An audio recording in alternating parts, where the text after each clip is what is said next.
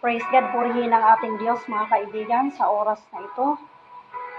Tayo na naman po ay magkaroon ng live streaming upang ang salita ng Panginoon ay ating malaman o kung ito man ay ating napakinggan na, ating maalala at ating magawa kung ano ang nakasulat sa Biblia. Praise God. Purihin ang ating Diyos mga kaibigan, tayo manalangin. Purihin ka o Diyos sa walang hanggan, Ama. Maraming salamat po o Diyos sa iyong kabutihan o God, sa iyong pagmamahal sa mga tao, Panginoon, at hindi ka nagsasawa upang kami, Panginoon, ay turuan sa tamang landas. Salamat, Ama, sa iyong paggabay ngayon. Salamat sa iyong pagsama, sapagkat ang iyong salita ay nagsabi na ay hindi mo kami iiwan. At itong gawain na ito ay sa iyong gawain. Kami naman po ay iyong instrumento. Maraming salamat, Ama, in Jesus Christ we pray. Amen. So mga kaibigan, ang ating pong topic ngayon ay the true 10 commandments. So, ano nga ba ang truth? When we say truth, totoo or tama? So, bakit nagkakaroon tayo ng Bible study na the true 10 commandments? Sapagkat mga kaibigan, mayroong mga commandments na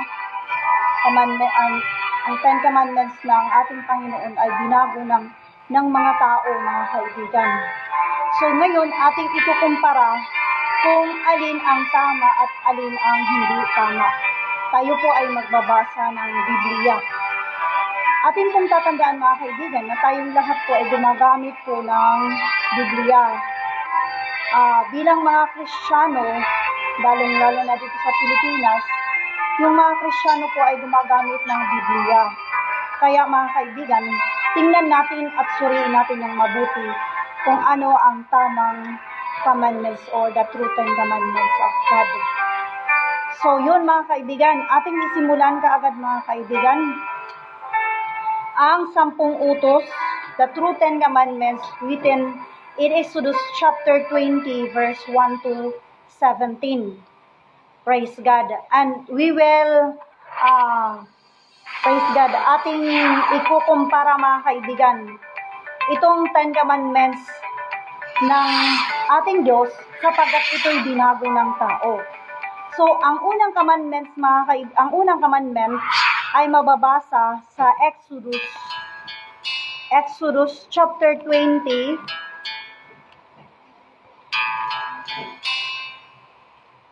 sa Genesis, nandito sa malapit sa katapusan. Exodus chapter 20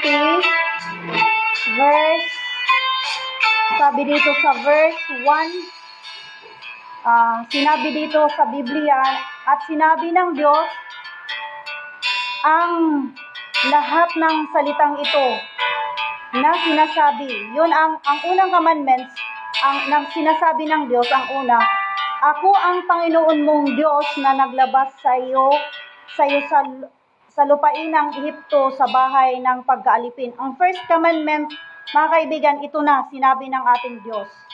Number 1, huwag kang magkakaroon ng ibang Diyos sa harap ko. Ito po mga kaibigan, huwag kang magkakaroon ng ibang Diyos sa harap ko. Kung ating ikukumpara mga kaibigan, sapagkat ito'y binago ng tao, praise God, isa sa kanilang commandment, ang number 1, ay huwag kang magkakaroon ng ibang Diyos sa harap ko.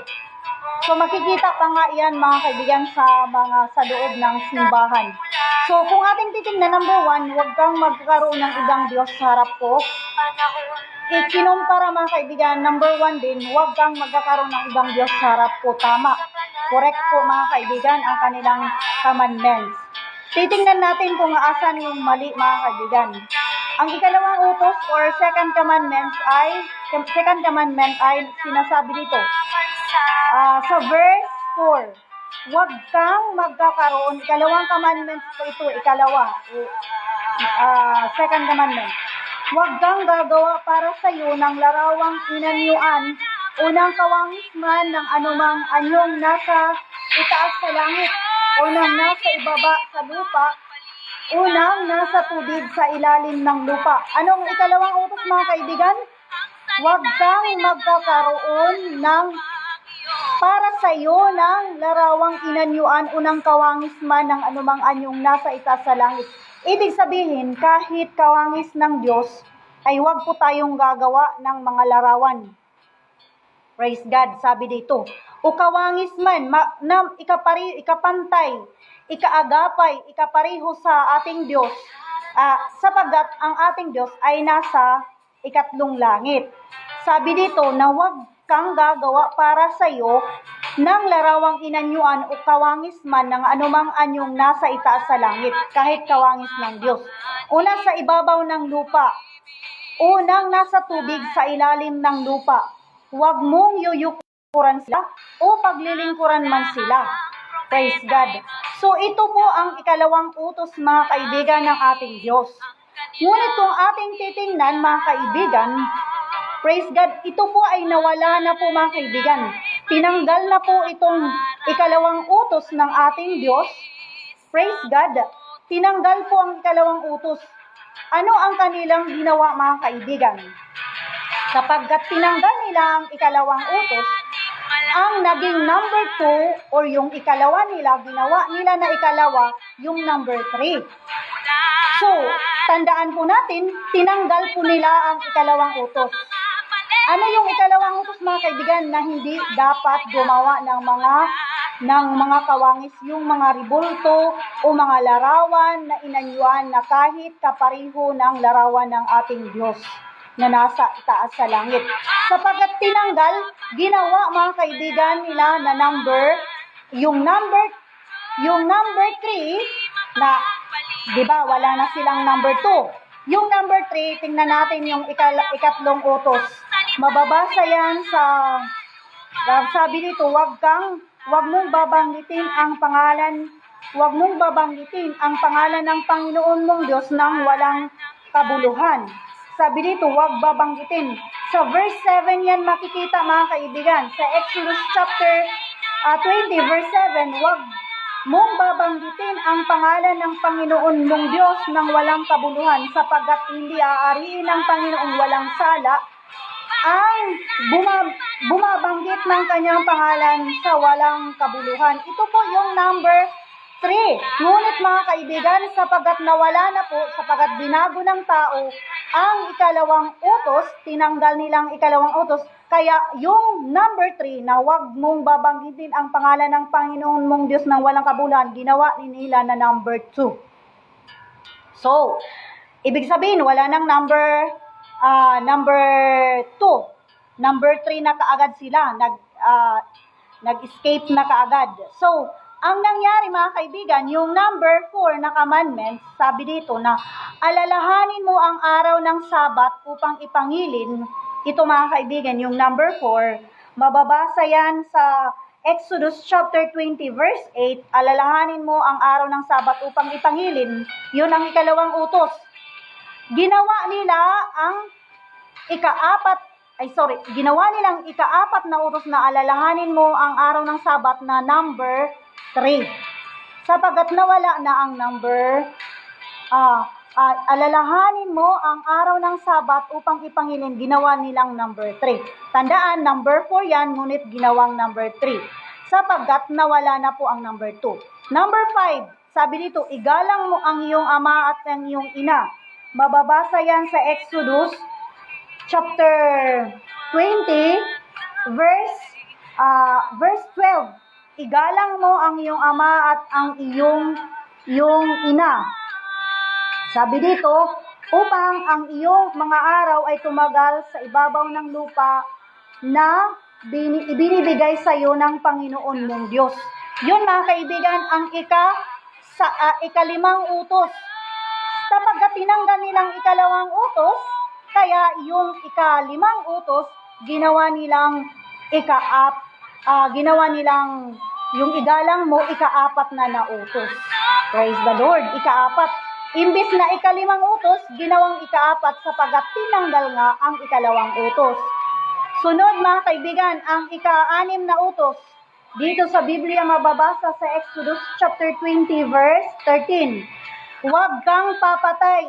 Yon, dito yung huwag kang papatay. So dito sa binago ng tao, binago na nila yung ika-6 na utos ginawa ng ika-5 utos, huwag kang papatay. Sunod mga kaibigan na commandments.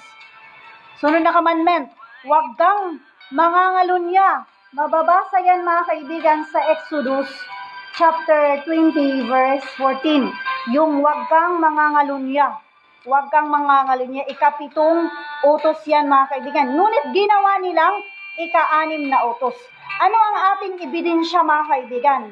What is our evidence mga kaibigan? Yung ebidensya mga kaibigan, kung naalala ninyo nung unang panahon na si Gabby Concepcion ay gumanap sa isang telenovela sa GMA na ika-6 na utos, di ba, tungkol yun sa pangangalunya mga kaibigan. Kaya mga kaibigan, dahil yun ang ebidensya natin mga kaibigan na ginawa nilang ika-6 na utos, yan mga kaibigan. Ngunit ang totoo mga kaibigan, yun po ay dapat ang title ng telenovela sa GMA na yan ay ika-7 utos. Bakit mga kaibigan? Dahil tinanggal ang ika-2 utos na sinasabi na huwag kang gagawa para sa iyo ng larawang inanyuan o ng kawangis man ng anumang anyong nasa itaas sa langit o nasa ibabaw ng lupa o ng nasa tubig sa ilalim ng lupa. Huwag mong yuyukuran sila o paglilingkuran man sila. Yung ika-2 utos tinanggal mga kaibigan. Sunod mga kaibigan, yung sunod na commandment mababasa sa Exodus chapter 20 verse 15, yung ika-8 utos. Ano yung ika-8 utos mga kaibigan? Huwag kang magnanakaw. Ngunit mga kaibigan, ginawa nilang ika-7 utos. Huwag kang magnanakaw. Sunod, ang ika-9, huwag kang magbibintang sa iyong kapwa. Mababasa yan sa Exodus chapter 20 verse 9. Huwag kang magbibintang sa iyong, sabi dito, huwag kang magbibintang sa iyong kapwa. Yan ang ika-number 9, ngunit ginawa nilang ika-8, huwag kang magbibintang sa iyong kapwa. Sunod mga kaibigan, ang ika-10. Ang ika-10 utos ay mababasa sa Exodus chapter 20 verse 17. Yun mga kaibigan, mababasaan ang ika-10 utos. Ang ika-10 utos mga kaibigan ay napakahaba mga kaibigan. Sabi dito, huwag mong iimbutin ang bahay ng iyong kapwa, huwag mong iimbutin ang asawang ng iyong kapwa, ni ang kanyang aliping lalaki o babae, ni ang kanyang baka, ni ang kanyang asno, ni anumang bagay ng iyong kapwa. Praise God.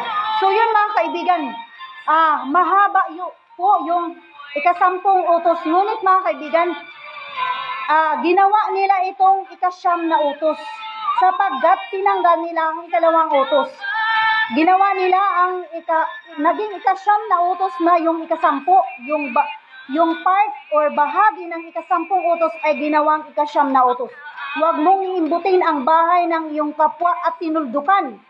Tuldok ibig sabihin, complete thought na mga kaibigan, kompleto ng pahayag. Huwag mong iimbutin ang bahay ng iyong kapwa. Samantala, kung ating titingnan sa Biblia, huwag mong iimbutin ang bahay ng iyong kapwa, kama lamang po mga kaibigan.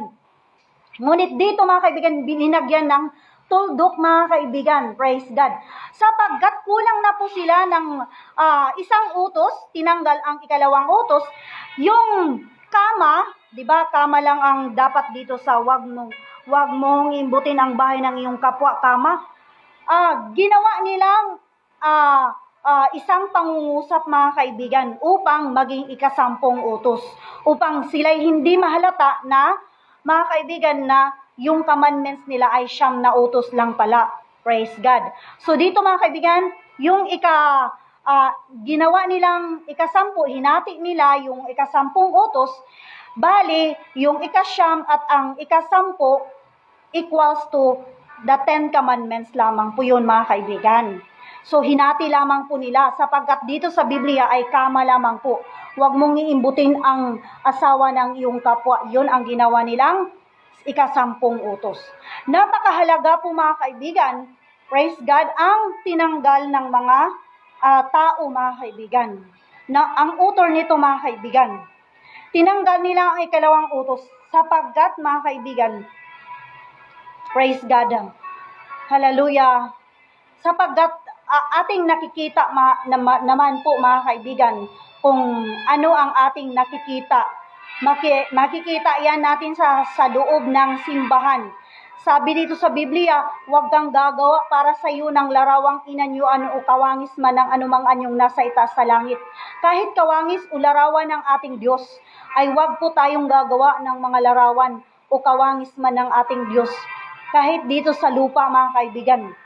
Praise God. Sapagat ang ating Diyos, kung ating babalikan ang 2 utos, sabi dito sa Biblia, mababasa sa Exodus chapter 20 verse 4, huwag kang gagawa para sa iyo ng larawang inanyuan o kawangis man ng anumang anyong nasa itaas sa langit, unang nasa ibaba sa lupa, unang nasa tubig sa ilalim ng lupa.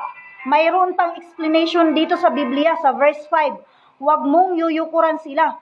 May explanation pa mga kaibigan, huwag nang gumawa, hindi pa luluhuran, hindi dapat luhuran, huwag mong yuyukuran sila o paglilingkuran man sila. Ano ang paraan ng paglilingkod sa kanila? Pinupunas-punasan, mga kaibigan, dinadala. Praise God. Dinadala at praise God, nagkakaroon ng mga pagfifiesta. Praise God, sapagkat akong Panginoon mong Diyos ay Diyos na mapanibuguin, na aking dinadalaw ang katampalasan ng mga magulang sa mga anak hanggang sa 3 at 4 na salin ng lahi ang napupuot sa akin. Ibig sabihin mga kaibigan, noong una pang napupuot pala mga kaibigan sa ating Diyos yung gumagawa ng mga larawan o ng mga ribulto mga kaibigan. Sapagkat, alam ba natin mga kaibigan, na noong unang panahon kung ating mababasa sa Ecclesiastes chapter 12, na si Satan mga kaibigan, gusto niya nasambahin siya mga kaibigan. Kung ating mababasa sa Biblia mga kaibigan, na sinabi ni Satan na ako ay tataas, ako ay pupunta sa kataas-taasan at magiging kapariho siya ng ating Diyos. Isaiah, Jeremiah. Tingnan natin mga kaibigan. So, luluklok siya. Gusto niyang itaas ang kanyang sarili. Praise God. At gusto niyang siya ang purihin. Kung ating mababasa muna sa Biblia mga kaibigan sa Matthew chapter 4. Ano ang sinabi niya doon kay Jesus Christ nung nag-tempt si Jesus Christ ay Satan tempt Jesus Christ sapagkat si Satan ay nagkaroon ng 40 days and 40 nights na fasting. Matthew chapter 4 verse dito sa Biblia. At chapter 4 verse 3. At ang manunukso ay dumating at sinabi sa kanya, kung ikaw ang anak ng Diyos ay ipag-utos mo na ang mga batong ito ay maging mga tinapay. Praise God. Tapos dito sa 5, datapat siya'y sumagot at sinabi, nasusulat, hindi sa tinapay lamang mabubuhay ang tao, kundi sa bawat salitang lumalabas sa bibig ng Diyos. 5. Nang magagayoy, dinala siya ng dyablo sa bayang banal at inilagay siya sa taluktok ng templo. 6. At sa kanya'y sinabi, kung ikaw ang anak ng Diyos ay magpapihulog ka sapagkat nasusulat, siya ay magbibilin sa kanyang mga anghel tungkol sa iyo at alalayan ka ng kanilang mga kamay. Baka matisod ka ng iyong paa sa isang bato. Tandaan natin mga kaibigan, yung Satan pala gumagamit din ng verse sa Bible. Gumagamit din siya ng salita ng Diyos mga kaibigan. Praise God. Ibig sabihin mga kaibigan, yung mga nagbago ng mga salitang ito gumagamit ng Biblia, mga kaibigan. Praise God. Ngunit mga kaibigan, nililing lang pala tayo ni Satan. Kung ating titingnan sa pagpapatuloy natin sa pagbabasa sa Matthew chapter 4 verse 7, sinabi sa kanya ni Jesus, nasusulat din naman, huwag mong tutuksohin ang Panginoon mong Diyos. Itong Biblia, mga kaibigan, na sinabi na alalayan ka ng kanilang mga kamay, baka matisod ka sa isang bato. Ito ay mababasa, mga kaibigan, sa Biblia. Praise God, hallelujah. Ginamit ni Satan, mga kaibigan. So, dito, mga kaibigan, sinabi sa kanya ni Jesus, nasusulat din naman, huwag mong tutuksoin ang Panginoon mong Diyos. Sa 8, muling dinala siya ng dyablo sa isang bundok na lubhang mataas at ipinamalas sa kanya ang lahat ng mga kaharian sa sanglibutan at ang kaluwalhatian nila. At sinabi niya sa kanya, lahat ng mga bagay na ito ay ibibigay ko sa iyo kung ikaw ay magpapatira pa at sasambahin mo ako. Tandaan natin, mga kaibigan, praise God, ang purpose talaga ni Satan ay noong una pa, mga kaibigan, kung ating mabasa sa Isaiah, si Satan ay gustong-gusto na talaga ni Satan, mga kaibigan, na siya ay sambahin. Noong una pa, na pakay niya talaga ay siya na ang sambahin. Kaya't, mga kaibigan, ano ang ginagawa ni Satan, mga kaibigan? Nililang niya ang mga tao upang siya ay masamba, praise God, sapagkat sa likod ng mga Diyos-Diyosan na yon, mga kaibigan, masakit na mga salitang ito, sa likod ng mga Diyos-Diyosan na yan ay ang Satan, Lucifer, or yung, mga kaibigan, si Satan na gustong sambahin, praise God, gustong magpasamba, mga kaibigan. Inuudyukan niya ang mga tao, mga kaibigan, na gumawa ng mga ribulto upang siya ay masamba, mga kaibigan. Sapagkat ang ating Diyos ay tunay at totoo. Ano ang sinabi sa Biblia kung bakit siya ay nahulog si Satan, Lucifer? Sabi dito sa Biblia sa Isaiah chapter 14 verse 12, ano't nahulog ka mula sa langit, utala ng umaga, anak ng umaga, paanong ikaw ay lumagpak sa lupa, ikaw na siyang nagpapahina sa mga bansa, praise God. Paanong lumagpak si Satan? 13. At sinabi mo sa iyong sarili, ako'y sasampa sa langit. Aking itataas ang aking luklukan sa itaas ng mga bituin ng Diyos. At ako'y uupo sa bundok ng kapisanan sa mga kaduluduluhang bahagi ng hilagaan. Praise God, hallelujah. Anong purpose ni Satan? For thou hast said in thy heart, sa puso niya, mga kaibigan, I will ascend unto heaven, I will exalt my throne. Gusto ni Satan, mga kaibigan, na siya'y sambahin kagaya ng nangyari dito sa Matthew chapter 4. Gusto talaga niya na sambahin siya. Kaya, mga kaibigan, masakit mang salita ito upang aking isabi sa bawat isa sa atin, mga kaibigan, na nakikinig, that behind that idols, behind that, mga kaibigan, na mga ribulto ay si Satan, Lucifer, sapagkat gusto ni Satan na masamba. Kaya, inuudyukan niya, nililinlang niya ang mga tao, mga kaibigan, na gumawa ng mga ribulto at mga Diyos-Diyosan. Kahit nga yung, mga kaibigan, yung mga nakakulay ubi na damit, mga kaibigan, na ito yung santo ninyong hindi nga yan, mga kaibigan, nasulat sa Biblia. Kahit tingnan natin. Ngunit, mga kaibigan, gumagamit naman po tayong mga Kristiyano ng Biblia. Ngunit bakit hindi yan makikita, mga kaibigan, sa Biblia, mga kaibigan? Sapagkat, mga kaibigan, hindi natin sila masisisi sapagkat nilinglang po sila ng Satan, mga kaibigan. Kaya, mga kaibigan, ating tatandaan kung ano ang sabi tungkol sa ribulto, mga kaibigan. Kung ating mababasa sa Psalms 115, kung ating i-identify kung ano ang ribulto or Diyos-Diyosan, mga kaibigan, dito mababasa natin sa Psalms 115 verse 3. Ngunit ang aming Diyos ay nasa mga langit. Ang ating Diyos ay nasa mga langit, nasa itaas ng langit, ang totoong Diyos. At kanyang ginagawa ang kanyang iniibig. For ang kanilang mga Diyos-Diyosan ay pilak at ginto, yari ng mga kamay ng mga tao. At 5, sila'y may mga bibig, ngunit hindi sila nakakapagsalita. Mga matay mayroon sila, ngunit hindi sila nakakakita. 6, sila'y may mga tainga, ngunit hindi sila nakakarinig. Mga ilong ay mayroon sila, ngunit hindi sila nakakaamoy. 7, mayroon silang mga kamay, ngunit hindi sila nakatatangan.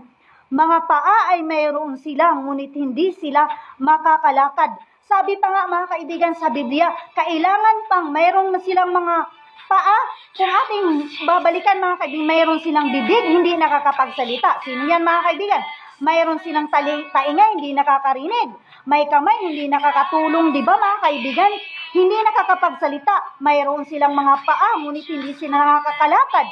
Kailangan pang buhatin upang sambahin. Sabi pa mga kaibigan, kung ating mababasa sa Jeremiah chapter 10 verse 5. Jeremiah chapter 10 verse 5. Kung ating titingnan mga kaibigan, 10 verse 5. Kailangan pa mayroon silang mga paa, ngunit hindi sila nakakalakad. Kailangan pang buhatin upang sambahin. Jeremiah chapter 10 verse 5. Sila'y gaya ng puno ng palma na binilog at hindi nagsasalita.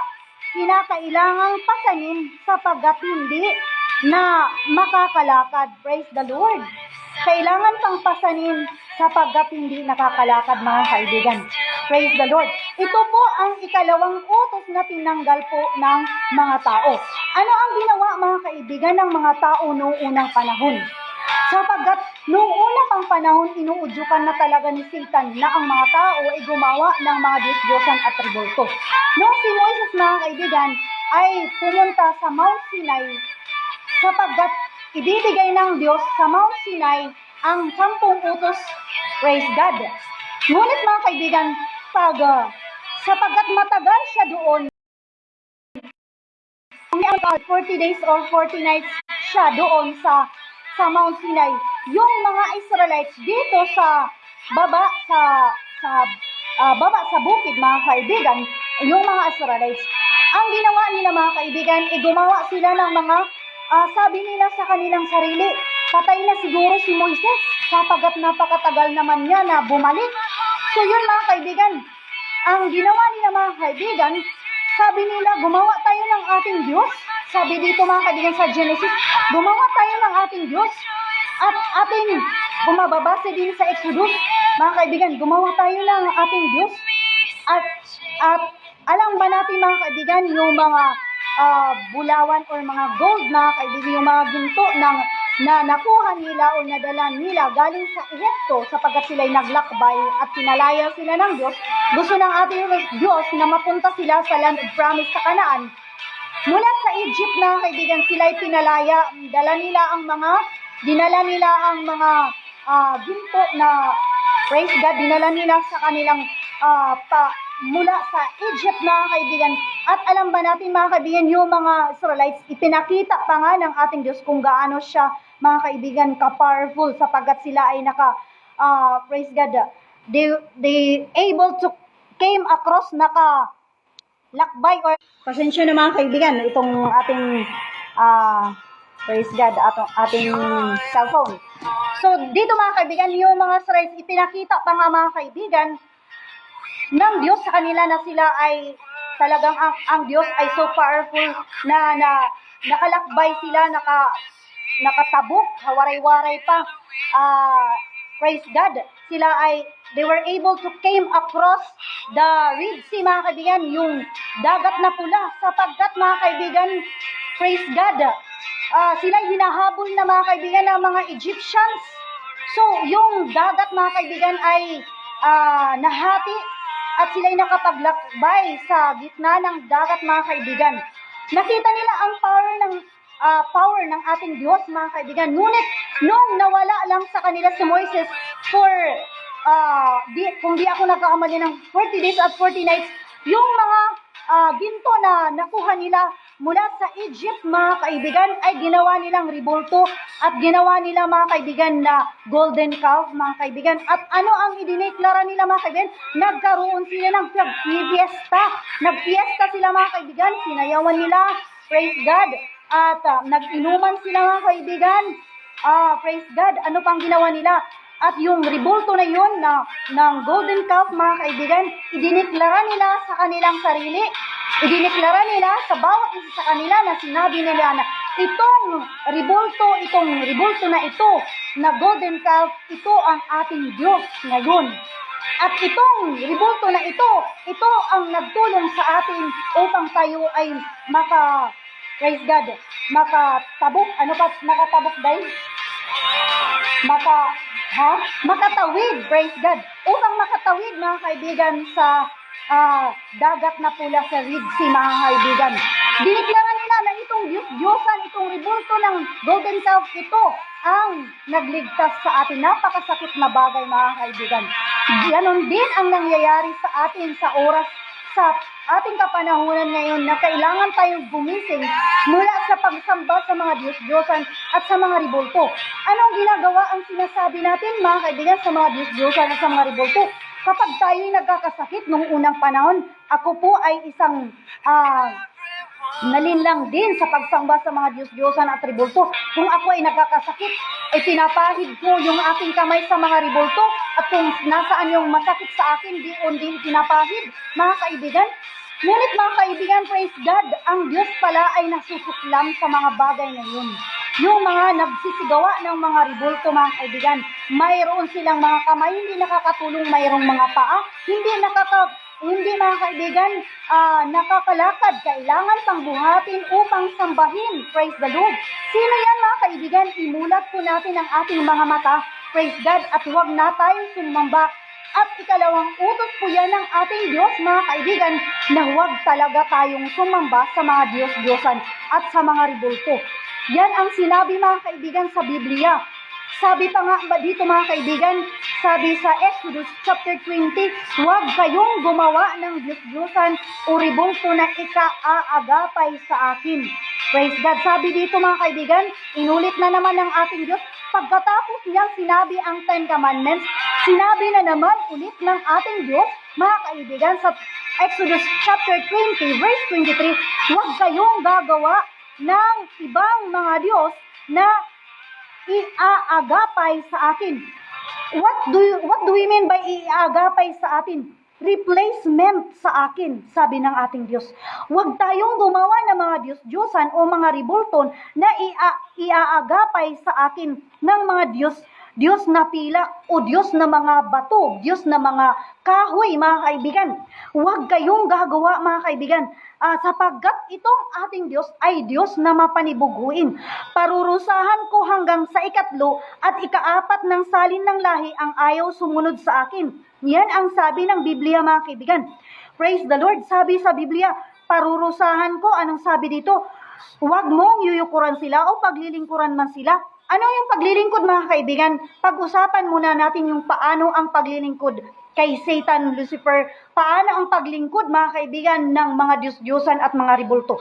Ating titingnan, mga kaibigan, dito sa 1 Corinthians chapter 10, verse 20. Ating titingnan dito, mga kaibigan, sa Biblia.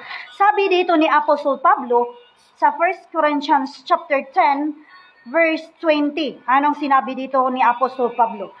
10 verse 20. Subalit sinasabi ko na ang mga bagay na inihahain ng mga hintil, mga kaibigan, yung kanilang Diyos ay mga ribulto. Mga Diyos-Diyosan nila ay mga ribulto. Ang kanilang mga inihahain, ulitin natin, 1 Corinthians chapter 10 verse 20. Subalit sinasabi ko na ang mga bagay na inihain, sabi ni Apostol Pablo, ng mga hintil ay kanilang inihain sa mga demonyo. Agoy, praise God, mga kaibigan, napakasaklap pala. Kaya yan ang sinasabi ko na sa likod ng mga ribulto ay yan ang Satan, Lucifer, na gustong-gustong sambahin. Praise the Lord. Behind that idols was Lucifer. Behind that was, mga kaibigan. Sapagkat dito sabi, paano pinagsisilbihan, mga kaibigan, si Satan? Paano pinagsisilbihan yung mga ribulto? Sabi dito, subalit, Subalit, sinasabi ko na ang mga bagay na inihain ng mga hintil ay kanilang inihain sa mga demonyo. Papaano mga kaibigan? Inililipat na nga mga kaibigan, yung Diyos-Diyosan sa ibang lugar, inililipat sa ibang lugar at sinasakay at yung anong tawag dyan, exchanging their idols mga kaibigan. Lipat-lipat sa ibang lugar, yun ang pagsisilbi nila at pinapasyal mga kaibigan. At ano ang ginagawa mga kaibigan? Sila'y naghahanda ng mga maraming pagkain at maraming mga bisita ang pumupunta at bago kumain mga kaibigan ay pupunta muna sa simbahan at doon ay sasamba sa mga Diyos-Diyosan at sa mga ribulto mga kaibigan. Praise the Lord. Pagkatapos niyan mga kaibigan ay magiinuman, umaabot na sa paglalasing mga kaibigan, umaabot na mayroon ngang nag-aaway ng mga mag-asawa sapagkat yun kami dati ay ganyan mga kaibigan. Praise God. Ngunit kami ngayon ay binago na ng ating Diyos. Tandaan po natin, behind that idols, behind that idols was Satan na gustong-gustong sambahin ng mga tao. Kaya dito mga kaibigan, may verse po tayo mga kaibigan. Subalit sinasabi na ang mga bagay na inihain ng mga hintil ay kanilang inihain sa mga demonyo. Praise the Lord. At hindi sa Diyos mga kaibigan. At di ko ibig na kayo'y magkaroon ng pakikipagkaisa sa mga demonyo. Yung mga pagsamba sa Diyos-Diyosan mga kaibigan, yung mga pagpifiesta na ang sinasamba, yung pinifiestahan mga kaibigan ay praise the Lord, hallelujah. Santo Niño na wala nga dito sa Biblia, ni Santo Niño dito sa Biblia na makikita mga kaibigan. Tribulto mga kaibigan, nilagyan pa ng mga bulaklak mga kaibigan para mga kaibigan maging maganda at sinisilbihan pa. Praise God, hallelujah, ipinapamamasyal mga kaibigan, praise the Lord, hallelujah. Ito mga kaibigan, alam ba natin na ang parusa ng ating Diyos dahil sa pagsamba sa Diyos-Diyosan at sa mga ribulto? Kung ating titingnan sa Exodus chapter 20 verse 5, Exodus chapter 20 verse 7, huwag mong sa 5 pala, huwag mong yuyukuran sila. Yukuran, di ba mga kaibigan, lumuluhod tayo. Masakit na mga salita ito mga kaibigan, ngunit ito po ay katotohanan. Huwag mong yuyukuran sila o paglilingkuran mo sila, sapagkat akong Panginoon mong Diyos ay Diyos na mapanibukuin, na aking dinadalaw ang katampalasan ng mga magulang sa mga anak, hanggang sa 3 at 4 na salin ng lahi lahi ng mga napupuot sa akin. Napupuot sa akin para mga kaibigan, yung mga sumasamba, gumagawa ng mga ribulto at sumasamba. Yun ang ginawa mga kaibigan ng mga Israelites. Sinamba nila ang guya, yung golden calf, mga kaibigan. Yun, pinarurusahan ng Diyos. Saan? Paano pinarurusahan ng Diyos? Sa 3 at 4 na saling lahi. Ano ang sinabi sa Biblia mga kaibigan? Ano yung parusa dito sa Biblia? Dito sa Biblia, sa Roma chapter 1 verse 25. Ano ang parusa dahil sa pagsamba sa mga nilalang, yung mga nilalang lang ng tao, ginawa lang ng tao. Praise God, ginawa ng mga kamay ng tao at ginawang Diyos-Diyosan, ginawang ribulto. Ano ang parusa mga kaibigan? Parurusahan hanggang sa 3 at 4 na salin ng lahi. Roma chapter 1 verse 25, sapagkat pinalitan nila ang katulad ng sinungalingan at sila'y nagsisamba at nangaglingkod sa nilalang kaysa sa lumalang na siyang pinupuri magpakailanman siya nawa.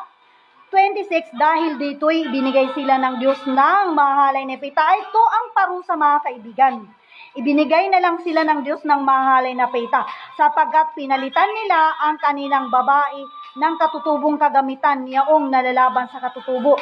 Anong sinabi sa Biblia? 25, binalitan nila ng katotohanan ng Diyos ng kasinungaling, sila'y nagsisamba at naglingkod sa nilalang kaysa sa lumalang. Kaya mga kaibigan, ang parusa ang nangyari sa 26, sabi dito, sapagkat pinalitan ng kanilang mga babae ang katutubong kagamitan niyaong nalalaban sa katutubo. Yung mga babae ayaw na maging babae, gusto na nilang maging lalaki. Gayon din sa 27.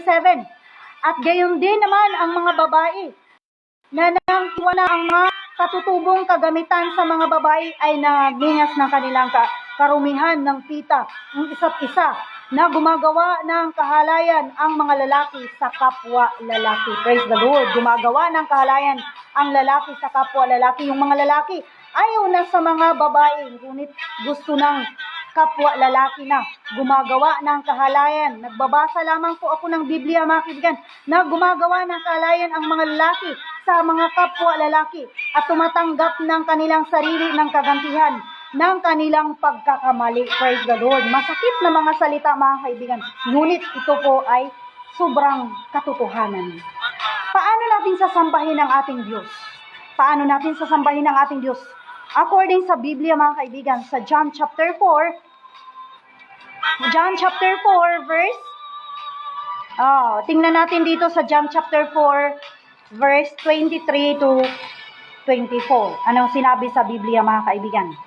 Sinabi niya dito, datapwat, John chapter 4 verse 23 to 24. Datapwat, dumarating ang oras at ngayon na nga, na sasambahin ng mga tunay na mananamba ang Ama sa Espiritu at katotohanan, sapagkat hinahanap ng Ama ang mga gayon na maging mananamba sa Kanya. Yun pala, mga kaibigan.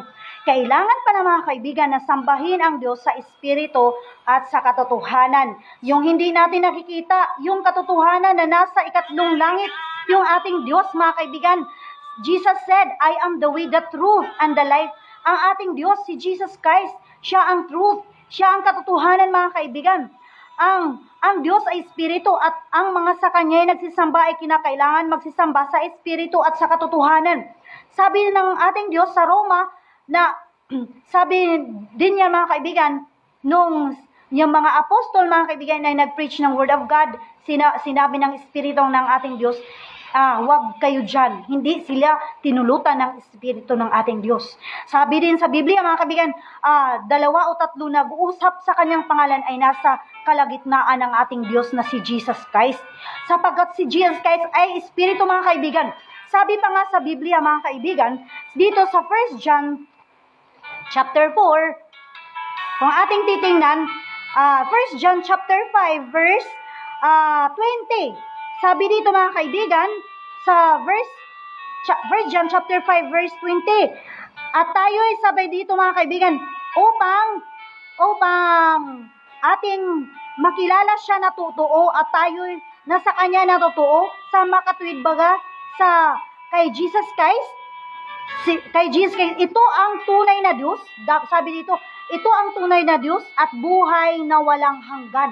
Sabi dito sa Biblia, 1 John chapter 5 verse 20. Dito, mga kaibigan, ito ang tunay na Diyos. Sabi pa nga, si Jesus Christ, ito ang tunay na Diyos at buhay na walang hanggan.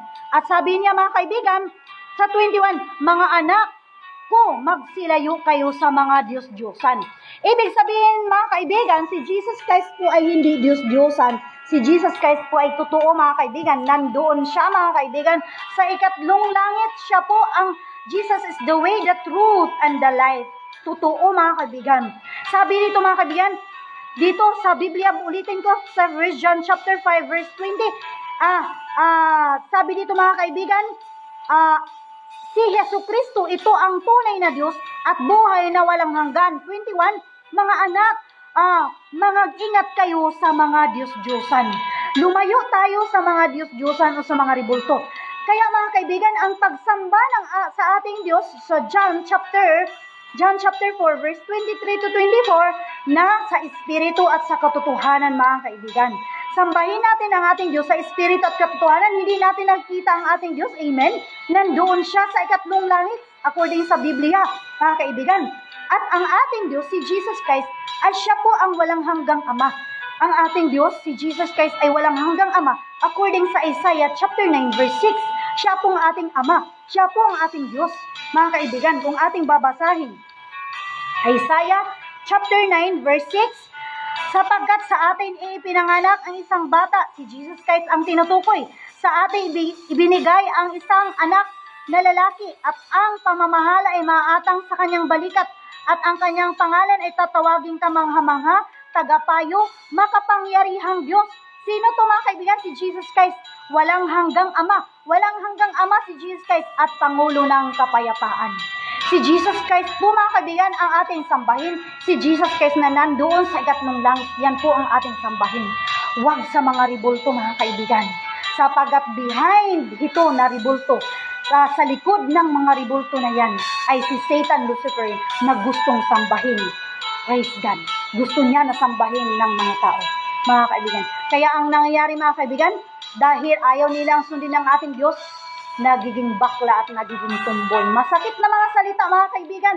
Ngunit dyan, binasa ko sa Biblia, sa Roma chapter 1 verse 26, na papunta pa sa 32. Praise the Lord, hallelujah. At sabi pa sa Biblia, yung mga ganun mga kaibigan ay hindi makakapasok sa kaharian ng Diyos.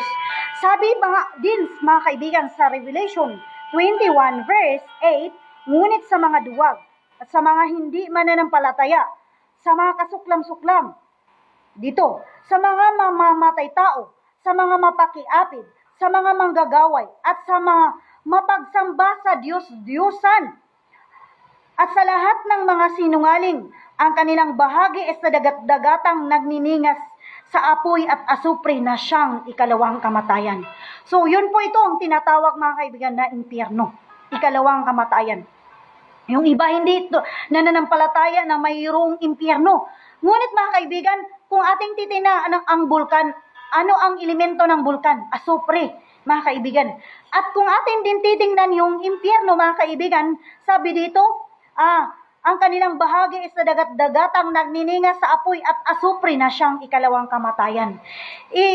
Ginawa ng ating Diyos yung asupre, yung bulkan mga kaibigan, upang ipaalala sa mga tao na talagang mayroong lake of fire or impyerno mga kaibigan. Na doon mga kaibigan, yung mga tao sa Revelation 20 verse 10, pahihirapan araw at gabi, magpakailan-kailanman. Praise the Lord. Kaya mga kaibigan, huwag tayong gumawa ng mga disyusan. Ilayo natin ang mga ribulto. Sabi pa nga dito sa Old Testament mga kaibigan, kanilang si Gideon mga kaibigan, yung mga ribulto ay, yung mga altar ng mga ribulto ay ginigiba mga kaibigan. Praise God, hallelujah. At tayo ay sumamba sa ating Diyos na tunay at totoo, na walang iba ay si Jesus Christ mga kaibigan. Praise the Lord. Kaya maraming salamat. God bless po sa ating lahat. Nawa mga kaibigan, ay ating naalaman kung ano ang tunay, the true 10 commandments of God. What is the true 10 commandments of God? Written in Exodus chapter 20 verse 1 to 17. At kailangan hindi tanggalin yung ikalawang utos mga kaibigan, na huwag kang gagawa para sa iyo ng larawan. Huwag pa ngang gagawa mga kaibigan. At hindi lang huwag gagawa, huwag mong yuyukuran sila. Sapagat akong Panginoong mong Diyos ay Diyos na mapanibuguin. Sabi ng ating Diyos. Kaya mga kaibigan, sabi sa Exodus chapter 20 verse 23, huwag kayong gagawa ng mga Diyos-Diyosan na iaagapay sa akin. Huwag kayong gumawa ng Diyos-Diyosan na ikakapariho haakon, ikakapantay, ikakatulad sa akin. Tandaan po natin yung mga kaibigan, kung tayo po ay manalangin sa ating Diyos, pumikit po tayo ng ating mga mata, alalahanin natin ang ating Diyos ay nakikinig at siya ay nasa mga langit. Bagamat siya ay nasa mga langit, napakalayo, ngunit ang kanyang espiritu ay nasa atin mga kaibigan, siya ay nakikinig sa bawat isa sa atin. Panginoon, maraming salamat po Diyos sa iyong mga salita, Ama. Nawa Panginoon, kami po ay iyong gabayan, Panginoon. Sana, Panginoon, ang mga salita mo ay pag-enlighten, Panginoon. Naging ilaw sa mga tao, O Diyos. O Panginoon, tulungan mo po kami na ang iyong salita ay aming masunod. At huwag na kaming lumuhod doon sa mga Diyos-Diyosan at sa mga ribulto. Na hindi, lalong-lalo na ang gumawa. Huwag nawang gawing negosyo, Panginoon, yung mga ribulto. At huwag luhuran at pagpiyastahan, Panginoon, yung mga ribulto. Maawa ka sa mga tao, Panginoon. Maraming salamat, Ama. Ikaw na aming Diyos. Sa aming mga puso, tulungan mo po kami na huwag kaming mapahamak sa impyerno. Maraming salamat po. In Jesus Christ we pray. Amen and amen.